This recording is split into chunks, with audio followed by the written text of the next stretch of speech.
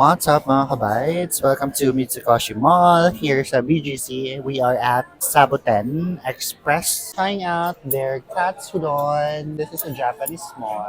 Siyempre may mga Japanese products like Kewpie.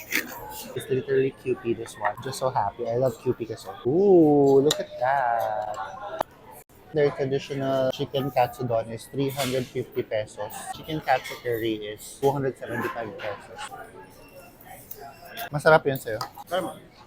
Thank you. Ayun ko ng curry, ha? Ah. What did you order pa? Traditional chicken, katsudon. Yung chicken niya, nag-dry lang ng very slight. Sarap ng fries. Ang sarap ng Kewpie, girl. Not bad, ah. Parang same-same lang sa Coco Ichiban niya. Mm. Medyo pricey sa Coco. Distinct yung omelette nila doon.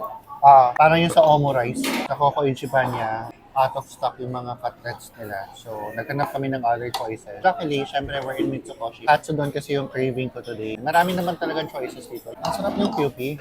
So, how would you rate your katsu chicken curry? 8 over 10. 8 over 10. Eto naman, nagustuhan ko siya. Kaso yung chicken niya, yung minigay ko sa'yo kanina, Okay naman siya. okay lang ba siya sa'yo? Siguro mga 7.5 over 10. Masarap pa rin naman siya. Ayun lang, bye!